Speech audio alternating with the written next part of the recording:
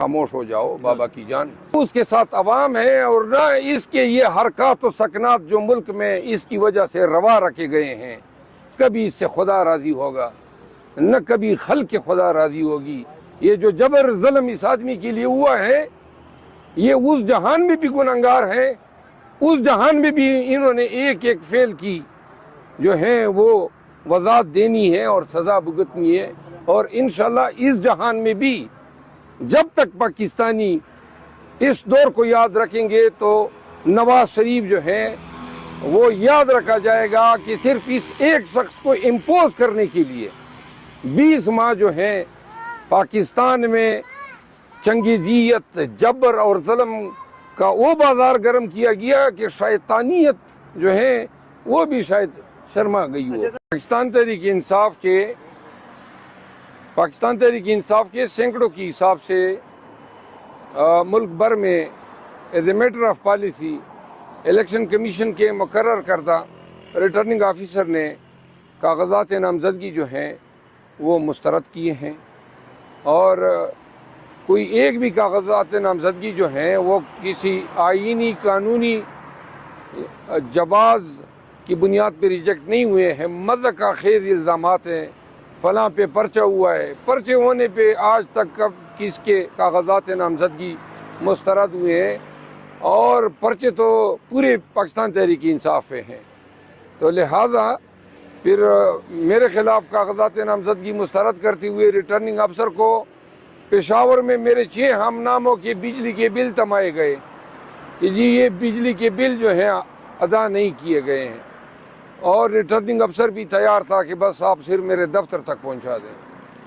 تو اس حوالے سے ہم اپیلیں دائر کر رہے ہیں، اور کل لاسٹ ڈیٹ ہے. پاکستان تحریک انصاف کے بہت سارے مسترد شدہ جو امیدواران ہیں انہوں نے رجوع کیا ہے. دوسری طرف آپ دیکھ رہے ہیں ملک میں ہر جگہ سے کوئی بھی اچھی خبر نہیں آ رہی ہے. پکڑ دکڑ اغوا، اور الیکشن کمیشن کی طرف سے شیڈول آنے کے باوجود اور سپریم کورٹ کے کنٹمپٹ کے میٹر میں آرڈرز کے باوجود بھی کسی کے سر پہ جوں تک نہیں رینگی ہے. تو لہٰذا ہم توقع رکھتے ہیں کہ سپریم کورٹ آف پاکستان اور الیکشن کمیشن آف پاکستان اپنے جو ذمہ داریاں ہیں اور جو ملک کے حالات ہیں ان کو مد نظر رکھتے ہوئے پاکستان کے مستقبل کے خاطر جو الیکشن کا پروسیس ہے اس کو بے شک یہ فیئر نہ بنائیں، کیونکہ اب تو فیئرنیس کی توقع نہیں رہی. کم از کم اتنا بنا دیں کہ جس میں انسان جو ہے وہ اس میں پارٹیسپیٹ کر سکے. انہوں نے انتہائی غیر انسانی رویے اپنائے ہوئے ہیں، ظالمانہ اور جابرانہ. ملک میں تاریخ میں کبھی اس طرح بلدیاتی الیکشن بھی رگ نہیں ہوئے ہیں جو ابھی سے رگ ہو رہے ہیں.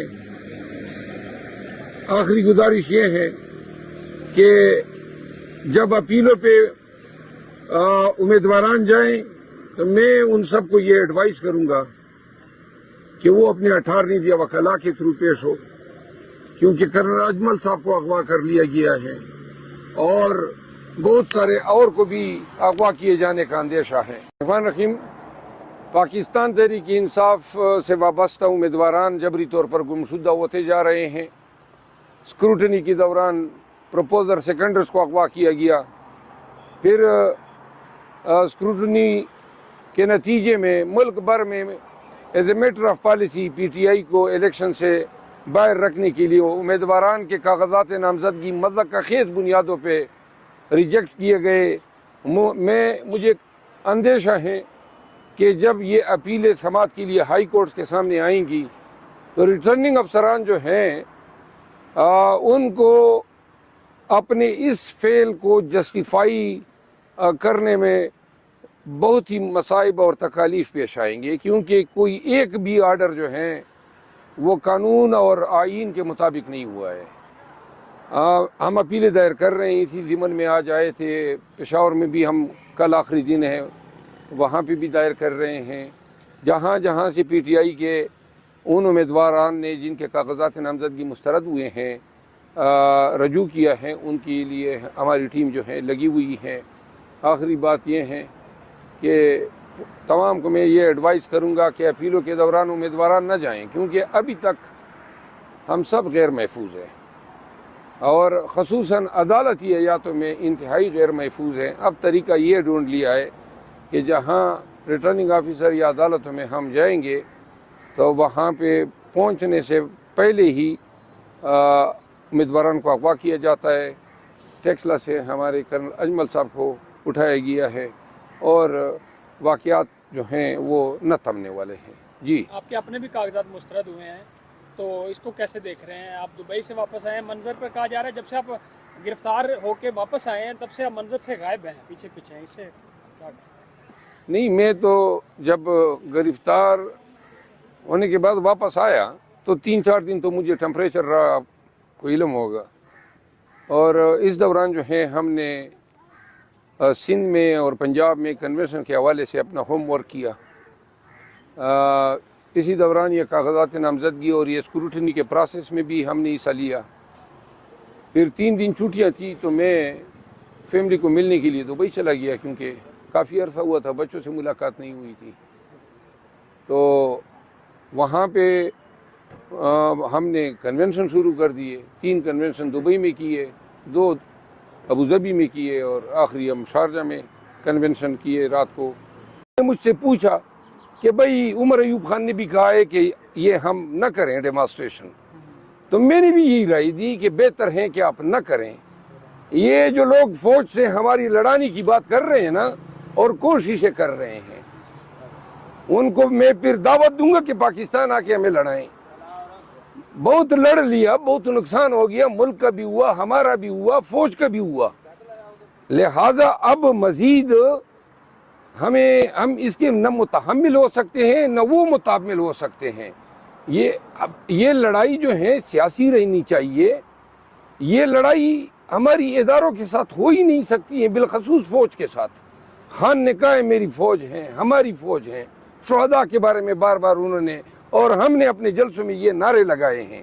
ہم چاہتے ہیں کہ عوام پاکستان قطعاً ذہن میں یہ نہ رکھیں کہ ہمارے ساتھ جو رکھا گیا کوئی رویہ ہے، اس کے گنہگار وہ شہداء کپتان ہیں، وہ جوان ہیں، وہ کرنیل ہیں، وہ میجر ہیں جن کے جنازے آئے اور ان کے بچے آج بھی یتیم ہیں، بے شک، لیکن یہ 6 لاکھ فوج کا کام نہیں ہے۔ ہم اپنی فوج سے محبت کرتے ہیں، یہ ہمارے سرحدوں کی محافظ ہیں، اور یہ وہ لوگ ہیں جو میرے خلاف ٹویٹر پہ ٹرینڈ کر رہے ہیں، وہ یہ پھر چاہتے ہیں کہ پی ٹی آئی کے سوشل میڈیا کو جو ہے ٹرینڈ بنائے۔ کیا فائدہ ہوتا؟ آرمی چیف وہاں پہ آیا اور اب پی ٹی آئی کے لوگ آ کے جھنڈے نکال کے کہتے، نعرے لگاتے، پروٹیسٹ کرتے، تو اس سے دنیا میں یہ پیغام جاتا کہ بھائی مملکت خداداد پاکستان میں عوام جو ہیں وہ اپنے آرمی چیف کو ریڈیکیول کر رہے ہیں،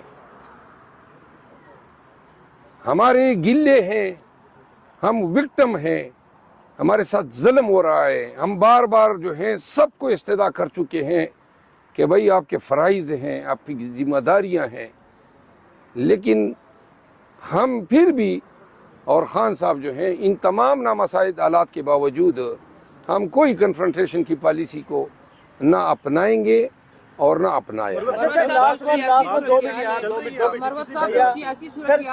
ایک سوال کریں، ایک، کیا آپ کو لگ رہا ہے کہ نواز شریف کو وزیر اعظم بننے سے کوئی نہیں روک سکتا جو آج کل کی صورتحال ہے؟ نواز شریف کو جو ہے ان کے اپنے اعمال روک رہے ہیں۔ نواز شریف کی ریٹنگ آپ دیکھ لیں، مسترد شدہ سیاستدان کی شبیہ نظر آ جاتی ہے جب بھی آپ اس کی شکل یاد کر لیں گے۔ دوسری بات یہ ہے، ابھی ذرا خاموش ہو جاؤ بابا کی جان، اچھا، دوسری بات یہ ہے، دادر سنبھال کا، دوسری بات یہ ہے کہ نواز شریف صاحب جو ہیں کس بل بوتے پہ وزیر اعظم بن رہے ہیں؟ یا لوگوں کو خدا بناتا ہے اور یا پھر عوام بناتی ہے، تو لہذا نہ اس کے ساتھ عوام ہے اور نہ اس کے یہ حرکات و سکنات